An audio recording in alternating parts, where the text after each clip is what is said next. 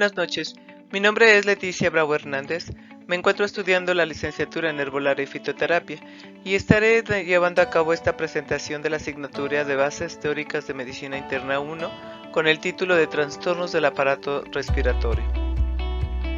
Como introducción, les estaré mencionando que el sistema respiratorio es un pilar fundamental en el mantenimiento y cuidado de la salud general del cuerpo porque tiene como principal función mover el aire y eliminar los gases residuales del cuerpo, suministrar el oxígeno a la sangre y eliminar el dióxido de carbono.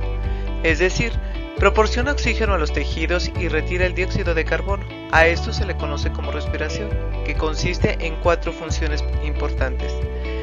Estas 4 funciones son la ventilación pulmonar, la difusión de oxígeno y dióxido de carbono entre los alvéolos de la sangre, el transporte del oxígeno y el dióxido de carbono en la sangre y de los líquidos corporales hacia las células de los tejidos corporales y desde las mismas.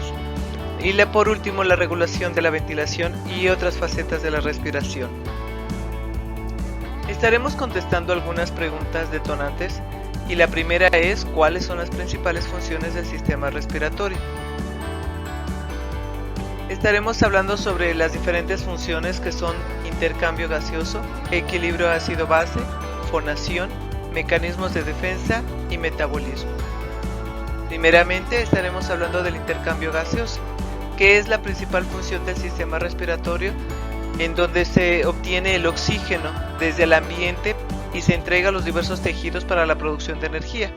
En este metabolismo aeróbico celular, el producto principal es el dióxido de carbono, que gracias a la respiración es removido y eliminado. El aire inspirado contiene principalmente oxígeno, que es transportado por el árbol traqueobronquial hasta los alvéolos. La sangre venosa que proviene de los distintos tejidos del cuerpo contiene principalmente dióxido de carbono. Es bombeada por el ventrículo derecho hacia los pulmones y en el asino alveolar se produce el intercambio gaseoso al alcanzar la sangre venosa a los capilares pulmonares. El dióxido de carbono se difunde al alvéolo y el oxígeno a la sangre, que es bombeada por el ventrículo izquierdo al resto de los tejidos corporales para la entrega de oxígeno, y el aire eliminado por la expiración contiene elevados niveles de dióxido de carbono. Otra de las funciones es el equilibrio ácido-base. El sistema respiratorio remueve el dióxido de carbono y el sistema nervioso central posee receptores de dióxido de carbono e hidrogeniones en sangre arterial y líquido cefalorraquídeo, los cuales entregan información a los centros de control de la respiración. Es así como estos centros de respiración modifican la ventilación alveolar en situaciones de acidosis o alcalosis. Esto es fundamental para la homeostasis ácido-base y es un mecanismo muy sensible. La hipercapnia, que sucede cuando hay demasiado dióxido de carbono en el torrente sanguíneo, aumenta tanto la actividad de las motoneuronas que controlan los músculos de la bomba respiratoria como de las que estimulan los músculos faríngeos, que abren la vía aérea. Se ha descrito que los sensores centrales en el bulbo raquídeo son más sensibles al dióxido de carbono, mientras que los periféricos en cuerpo carotídeo y aórtico son más sensibles a estados de hipoxemia.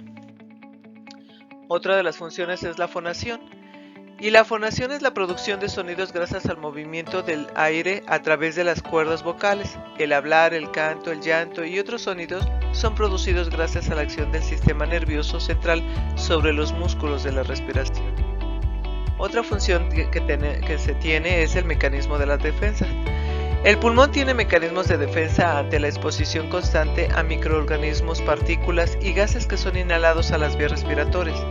En la nariz se humidifica y calienta el aire y se filtran las partículas gracias a los vellos nasales y la acción de mucus que atrapa las partículas y las transporta desde la vía aérea baja hasta la faringe para su eliminación con el reflejo de la tos y o deglución de secreciones.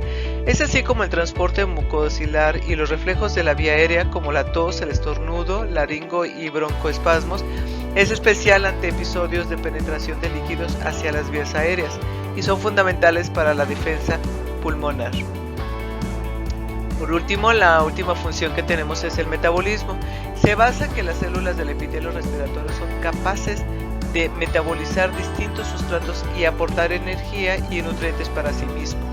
Otras situaciones del metabolismo son los neumocitos tipo 2, que son células especializadas del aparato respiratorio y son capaces de sintetizar surfactante, que es una sustancia encargada de reducir la tensión superficial y por ende la retracción elástica alveolar, estabilizando de esta manera el alveolo. Las células calciformes, que son capaces de liberar mucus a la vía aérea, cuyo rol de filtrado ya lo describimos. Los mastocitos pulmonares son capaces de liberar mediadores inflamatorios ante diversas noxas, tales como histamina, prostaglandinas, factor activador de plaquetas, enzimas lisosomales, leucotrienos, factores quimiotácticos y serotonina. Por último, el endotelio capilar pulmonar posee un gran número de enzimas capaces de producir, metabolizar o modificar sustancias vasoactivas, previniendo su ingreso a la circulación sistémica.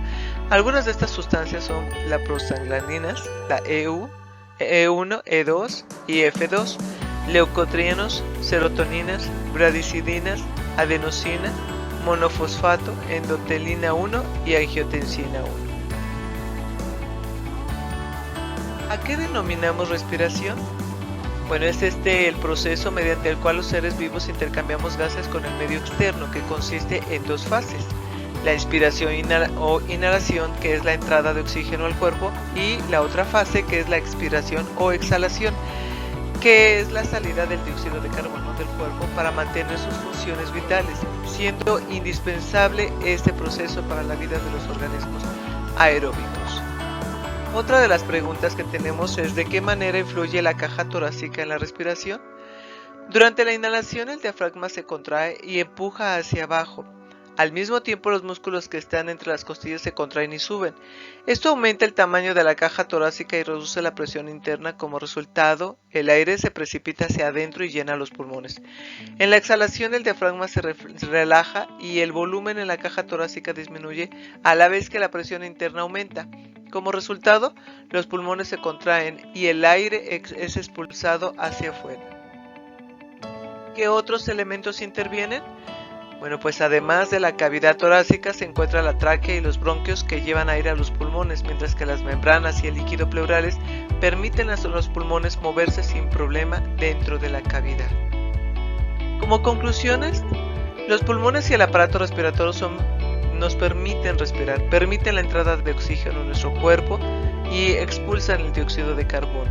Este intercambio de oxígeno y dióxido de carbono es lo que nosotros conocemos como respiración. Agradezco mucho su atención a esta presentación, espero haya sido clara. Y por último les presento las referencias por las cuales utilicé para llevar a cabo esta presentación. Gracias.